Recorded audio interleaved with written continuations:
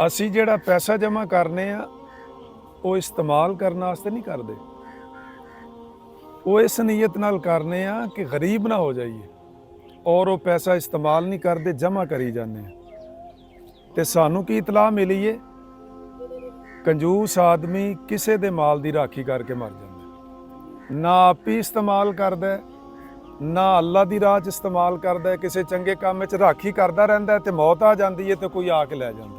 ਉਹ ਗਿਣਤੀ ਕਰਦਾ ਰਹਿੰਦਾ, ਉਹ ਅਗਲਾ ਬਗੈਰ ਗਿਣਤੀ ਤੋਂ ਹੀ ਲੈ ਜਾਂਦਾ। ਤੇ ਪੈਸਾ ਕਮਾਉਣ 'ਚ ਕੋਈ ਪਾਬੰਦੀ ਨਹੀਂ ਇਸਲਾਮ ਨੇ ਲਾਈ, ਜਿੰਨਾ ਮਰਜ਼ੀ ਕਮਾਓ, ਲੇਕਿਨ ਇੰਨਾ ਕਮਾਓ ਕਿ ਛੱਡਦਿਆਂ ਤਕਲੀਫ ਨਾ ਹੋਏ, ਛੱਡ ਤੋਂ ਜਾਣਾ। ਇਹ ਬੜੀ ਖਾਸ ਗੱਲ ਹੈ। ਠੀਕ ਹੈ।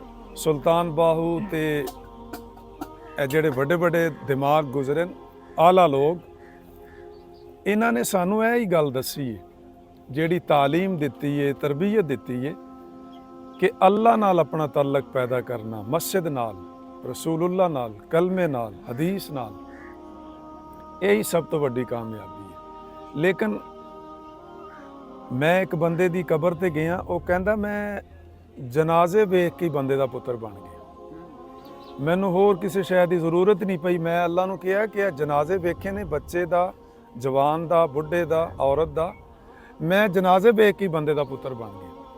ਸੁਲਤਾਨ ਬਾਹੂ ਕਹਿੰਦੇ ਨੇ ਕਿ ਮੈਂ ਜਦੋਂ ਕਲਮਾ ਪੜ੍ਹਿਆ ਨਾ, ਲਾ ਇਲਾਹਾ ਇਲੱਲਾਹ ਮੁਹੰਮਦੁਰ ਰਸੂਲੁल्लाह, ਮੈਂ ਕਲਮਾ ਪੜ੍ਹ ਕੇ ਹੀ ਬੰਦੇ ਦਾ ਪੁੱਤਰ ਬਣ ਗਿਆ। ਮੈਂ ਫਿਰ ਗੁਨਾਹ ਨਹੀਂ ਕੀਤਾ। ਲਾਹੌਰ ਬੰਦਾ ਦਫਨ ਹੈ ਹਜ਼ਰਤ ਸ਼ਾਹ ਹੁਸੈਨ ਰਹਿਮਤੁल्लाह ਤਾਲਾ ਅਲੈਹ। ਉਹ ਕਹਿੰਦੇ ਨੇ ਜਦੋਂ ਮੈਂ ਕੁਰਾਨ ਦੀ ਆਇਤ ਪੜ੍ਹੀ ਨਾ ਕਿ ਦੁਨੀਆ ਖੇਲ ਤਮਾਸ਼ਾ ਹੈ, ਕੁਝ ਵੀ ਨਹੀਂ, ਤੇ ਮੈਂ ਕਿਹਾ ਠੀਕ ਹੈ ਫਿਰ ਇਹਨੂੰ ਛੱਡ ਦਿੰਦੇ ਹਾਂ। ਇੱਕ ਆਇਤ ਨੇ ਮੈਨੂੰ ਬੰਦੇ ਦਾ ਪੁੱਤਰ ਬਣਾ ਦਿੱਤਾ। ਤੇ ਸਾਡੇ ਤੇ ਇਹ ਹੁਣ ਰਮਜ਼ਾਨ ਸ਼ਰੀਫ ਗੁਜ਼ਰਿਆ ਤਾਜ਼ਾ, ਬਿਲਕੁਲ ਪੂਰਾ ਕੁਰਾਨ ਸੁਣਿਆ ਤੇ ਪਤਾ ਹੀ ਨਹੀਂ ਲੱਗਾ ਕਿ ਅੱਲਾ ਕੀ ਕਹਿ ਰਿਹਾ। ਕਿਉਂ? ਤਵੱਜੋ ਹੀ ਕੋਈ ਨਹੀਂ, ਤਲਕ ਹੀ ਕੋਈ ਨਹੀਂ। ਅਗਰ ਤਲਕ ਹੋਵੇ ਤੇ ਅਸਰ ਨਾ ਕਰੇ।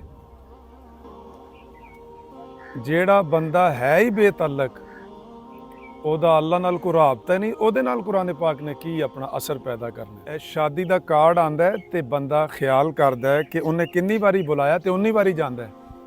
ਅਸੀਂ ਕਦੀ ਕੁਰਾਨ ਚੁੱਕ ਕੇ ਖੜਿਆ ਕਿਸੇ ਕੋਲ, ਯਾਰ ਹੈ ਦੱਸੀ ਜ਼ਰਾ ਅੱਲਾ ਕੀ ਕਹਿ ਰਿਹਾ, ਇਹ ਮੇਰੇ ਵੱਲ ਦਾਵਤਨਾਮਾ ਆਇਆ, ਲੇਕਿਨ ਅਸੀਂ ਤਾਂ ਇਸ ਤਰ੍ਹਾਂ ਕਦੀ ਨਹੀਂ ਕੀਤਾ। ਟਾਈਮ ਹੀ ਕੋਈ ਨਹੀਂ। ਦੁਨੀਆ ਦੇ ਕੰਮ ਵਾਸਤੇ ਸਾਡੇ ਕੋਲ ਬੜਾ ਟਾਈਮ ਹੈ, ਲੇਕਿਨ ਇਹਦੇ ਵਾਸਤੇ ਟਾਈਮ ਕੋਈ ਨਹੀਂ। ਤੇ ਬੜੇ ਅਫਸੋਸ ਦੀ ਗੱਲ ਹੈ, ਆਲਾ ਲੋग अंबिया अलैहिमुस्सलाम गुजरे, सहाबा कराम, औलिया अल्लाह, मुहद्दिसीन, मुफस्सिरीन, उन्होंने दुनिया नाल दिल नहीं लाया, अपने मालिक नाल लाया।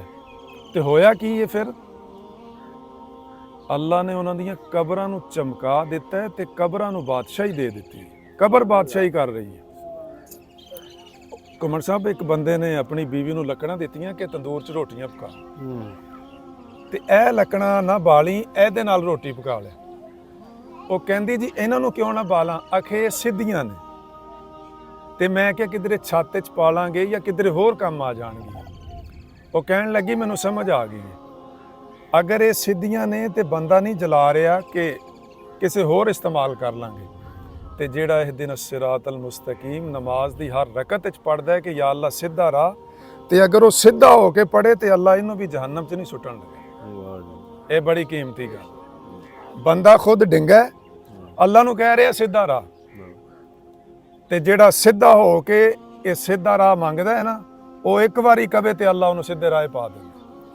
ਇਹ ਫਿਰ ਸਿੱਧਾ ਜਿੱਥੇ ਜਿੱਥੇ ਵੀ ਦਫਨ ਹੈ, ਮਖਲੂਕ ਆ ਰਹੀ ਹੈ ਉਹਦੀ ਕਬਰ ਤੇ ਹਾਜ਼ਰੀ ਦੇ ਰਹੀ ਹੈ ਔਰ ਦੁਆ ਮੰਗ ਰਹੀ ਹੈ। ਇੱਕ ਆਇਤ ਕਾਫੀ ਹੈ, ਇੱਕ ਹਰਫ, ਇੱਕ ਇਸ਼ਾਰਾ ਕਾਫੀ ਹੈ ਬੰਦੇ ਨੂੰ ਸਿੱਧਾ ਕਰਨ ਵਾਸਤੇ ਔਰ ਸਮਝਾਉਣ ਵਾਸਤੇ। ਕਿਤਾਬਾਂ ਭਰੀਆਂ ਪਈਆਂ ਨੇ।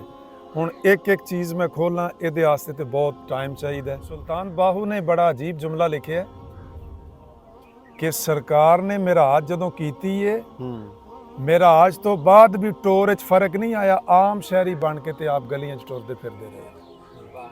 ਹਾਲਾਂਕਿ ਬੰਦੇ ਨੂੰ ਕੋਈ ਅਹੁਦਾ ਮਿਲ ਜੇ, ਕੋਈ ਚੀਜ਼ ਮਿਲ ਜੇ ਤੇ ਉਹਦੇ ਟੋਰ 'ਚ ਫਰਕ ਆ ਜਾਂਦਾ। ਉਹ ਦੱਸਦਾ ਮੈਂ ਇਹ ਵਾਂ, ਲੇਕਿਨ ਸਰਕਾਰ ਦੀ ਟੋਰ 'ਚ ਫਰਕ ਨਹੀਂ ਆਇਆ। ਮੈਂ ਪੜ੍ਹਿਆ ਕਿਤਾਬਾਂ 'ਚ, ਹਦੀਸਾਂ 'ਚ ਪੜ੍ਹਿਆ, ਸਰਕਾਰ ਜਦੋਂ ਆਪਣੇ ਸਹਾਬਾ 'ਚ ਬਹਿੰਦੇ ਸਨ ਤੇ ਬਾਹਰੋਂ ਬੰਦਾ ਆ ਕੇ ਪੁੱਛਦਾ ਸੀ ਤੁਹਾਡੇ 'ਚੋਂ ਮੁਹੰਮਦ ਕਿਹੜਾ ਹੈ। ਇੰਨੀ ਆਪ ਦੀ ਸਾਦਗੀ ਔਰ ਮਿਲ ਕੇ ਬਹਿੰਦੇ ਸਨ। ਤੇ ਉਹ ਮਹਬੂਬ, ਉਹਦਾ ਅਸੀਂ ਕਲਮਾ ਪੜ੍ਹਿਆ। ਜਾਓ ਜਾ ਕੇ ਵੇਖੋ ਤੁਸੀਂ ਗੁੰਬਦ ਖਜ਼ਰਾ ਤੇ ਹੱਦ ਦੇ ਨਾਲ ਹੀ ਜੰਨਤੁਲ ਬਕੀ ਹੈ ਤੇ ਨਾਲ ਹੀ ਆਪ ਦਫਨ ਨੇ। ਲੇਕਿਨ ਦੋ ਬੰਦਿਆਂ ਨੂੰ ਨਾਲ ਜਗ੍ਹਾ ਮਿਲੀ ਹੈ। ਕਿਉਂ ਮਿਲੀ ਹੈ? ਕੰਮ ਇੰਜ ਦਾ ਕੀਤਾ ਹੈ, ਵਫਾ ਕੀਤੀ ਹੈ ਔਰ ਦਿਲ ਨਾਲ। ਮੈਂ ਤੇ ਲੱਖਾਂ ਵਾਰੀ ਇਹ ਗੱਲ ਕਰਨਾ ਕਿ ਅੱਲਾਹ ਤਾਲਾ ਫਰਮਾਂਦਾ ਹੈ ਮੁਹੰਮਦੁਰ ਰਸੂਲੁल्लाह सल्लल्लाहु वल्लज़ीना माहू अशिद्दाउ अलल कुफ़ार, ਜਿਹੜੇ ਮੁਹੰਮਦ ਦੇ ਨਾਲ ਅੰਦਰੋਂ ਬਾਹਰੋਂ ਨਾਲ ਨੇ, ਅੰਦਰੋਂ ਬਾਹਰੋਂ ਨਾਲ ਨੇ, ਅਸੀਂ ਉਹਨਾਂ ਨੂੰ ਨਾਲ ਹੀ ਜਗ੍ਹਾ ਦੇਨੇ। ਵਾਹ ਜੀ ਵਾਹ, ਉਹਨਾਂ ਨੂੰ ਨਾਲ ਜਗ੍ਹਾ ਮਿਲਦੀ ਏ। ਉਹ ਭਾਵੇਂ ਸਿਆਲਕੋਟ ਦਫਨ ਹੋਵੇ ਤੇ ਭਾਵੇਂ ਕਿਧਰੇ ਵੀ ਦਫਨ ਹੋਵੇ, ਉਹ ਮਦੀਨੇ ਦਫਨ ਹੈ। ਮੈਂ ਮੁਤਮੈਨ ਕਰ ਸਕਣਾ ਇਸ ਗੱਲ ਉੱਤੇ, ਉਹ ਨਾਲ ਹੀ ਦਫਨ ਹੈ। ਇਹ ਜਿਵੇਂ ਤੁਸੀਂ ਜ਼ੂਮ ਕਰ ਲੈਂਦੇ ਹੋ ਨਾ, ਚੀਜ਼ ਤੁਹਾਡੇ ਕਰੀਬ ਆ ਜਾਂਦੀ ਹੈ। ਤੇ ਸਰਕਾਰ ਭਾਵੇਂ ਉੱਥੇ ਦਫਨ ਨੇ, ਲੇਕਿਨ ਤੁਹਾਡੀ ਕਬਰ ਅਗਰ ਇੱਥੇ ਵੀ ਬਣਦੀ ਹੈ ਤੇ ਤੁਸੀਂ ਮੁਹੰਮਦ ਦੇ ਨਾਲ ਅੰਦਰੋਂ ਬਾਹਰੋਂ ਨਾਲ ਹੋ ਤੇ ਸਮਝੋ ਤੁਸੀਂ ਨਾਲ ਹੀ ਦਫਨ। ਸੁਭਾਨ ਅੱਲਾਹ। ਤੁਹਾਡੀ ਕਬਰ ਤੇ ਹਜ਼ੂਰ, ਇੱਕ ਬੰਦਾ ਕਹਿੰਦਾ ਮੈਂ ਕਬਰਸਤਾਨ ਗਿਆ ਤੇ ਸਾਰੀਆਂ ਕਬਰਾਂ ਚਮਕ ਰਹੀਆਂ ਨੇ, ਤੇ ਮੈਂ ਬੰਦੇ ਨੂੰ ਆਖਿਆ ਤੇਰੀ ਕਬਰ ਦੀ ਬੜੀ ਚਮਕ ਹੈ, ਚਮਕ ਸਾਰੀਆਂ ਡਈਆਂ ਨੇ, ਤੇਰੀ ਕਿਉਂ ਚਮਕ ਜ਼ਿਆਦਾ ਹੈ?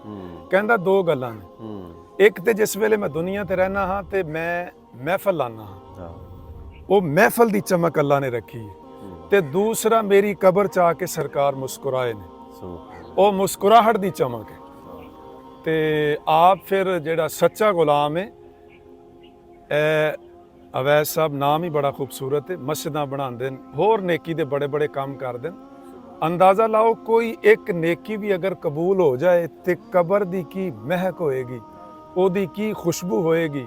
ਸਰਕਾਰ ਕਿੰਨੀ ਦੇਰ ਉੱਥੇ ਠਹਿਰਨਗੇ, ਮੋਹਰਾਂ ਲਾਣਗੇ ਕਿ ਜਿਸ ਵੇਲੇ ਅੱਲਾ ਨਾਲ ਮੁਲਾਕਾਤ ਹੋਏ ਤੇ ਮੇਰੀ ਮੋਹਰ ਵਿਖਾ ਦੇ ਕਿ ਹਜ਼ੂਰ ਨੇ ਪਾਸ ਕਰ ਦਿੱਤਾ ਤੇ ਅੱਲਾ ਵੀ ਪਾਸ ਕਰ ਦੇਗਾ। ਸੁਭਾਨ ਅੱਲਾਹ, ਸੁਭਾਨ। ਤੇ ਇਹ ਬੜੀ ਖਾਸ ਗੱਲਾਂ ਨੇ ਮੁਹੱਬਤ ਵਾਲਿਆਂ ਦੀਆਂ, ਔਰ ਇਹ ਖੁਸ਼ ਨਸੀਬੀ ਹੈ ਜਿਹਨੂੰ ਅੱਲਾ ਤੌਫੀਕ ਦੇ। ਜਿਹਨੂੰ ਅੱਲਾ ਤੌਫੀਕ। ਲੇਕਿਨ ਆਖਰੀ ਜੁਮਲਾ ਕਿ ਤੁਸੀਂ ਕੁਰਾਨ ਪਾਕ ਦੀ ਤਿਲਾਵਤ ਕਰੋ ਦਿਲ ਨਾਲ, ਸਮਝ ਕੇ, ਔਰ ਹਦੀਸੇ ਪਾਕ ਦਾ ਮੁਤਾਲਿਆ ਕਰੋ, ਆਪਣੇ ਘਰ ਵਿੱਚ ਤਿਲਾਵਤ ਕਰੋ। ਘਰ ਵਾਲੇ ਵੀ ਸਾਰੇ ਨਮਾਜ਼ ਪੜ੍ਹਨ, ਜ਼ਿਕਰ ਅਜ਼ਕਾਰ ਦੁਆਵਾਂ ਜਿਹੜੀਆਂ ਨੇ ਉਹ ਲਾਜ਼ਮੀ ਕਰੋ। ਔਰ ਮੱਕੇ ਜਿਸ ਵੇਲੇ ਕੋ ਬੰਦਾ ਜਾਏ ਉਹ ਸੂਰਾ ਇਬਰਾਹੀਮ ਪੜ੍ਹੇ, ਤੇ ਜਿਸ ਵੇਲੇ को मदीने जाए तो सूरह मोहम्मद पढ़े, सूरह यूसुफ पढ़े। अल्लाह ताला मेरी ये हाज़री गुफ्तगू कबूल फरमाए।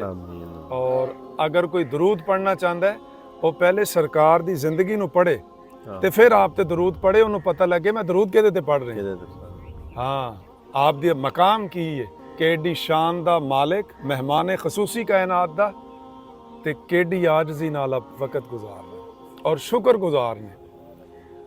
एक बारी अम्मी जान ऐशा ने अर्ज की थी, हजूर सारी रात खलोते रहंदे हो ते पिंडलियां सुज गई ने। आखे आयशा कोई ऐसी चीज़ है जिहड़ी अल्लाह ने मुहम्मद नूं नहीं दिती? आखे जी कोई हद बनना नहीं, हर शै दिती है। आखे फिर मुहम्मद दा दिल करदा है अपने मालिक दा शुक्र अदा। सुभान अल्लाह। मैं ओहदे दरवाजे ते खलोता रहां ते सारी रात खलोते रहंदे सन। ਤੇ ਅੱਲਾਹ ਤਾਲਾ ਸਾਨੂੰ ਵੀ ਸ਼ੁਕਰ ਕਰਨ ਦੀ, ਸਬਰ ਕਰਨ ਦੀ, ਖੂਬਸੂਰਤ ਜ਼ਿੰਦਗੀ ਗੁਜ਼ਾਰਨ ਦੀ ਤੌਫੀਕ ਅਤਾ ਫਰਮਾਵੇ ਕਿ ਸਾਡਾ ਅਗਲਾ ਪਾਸਾ ਸਿੱਧਾ ਹੋ ਜਾਏ। ਆਮੀਨ ਆਮੀਨ।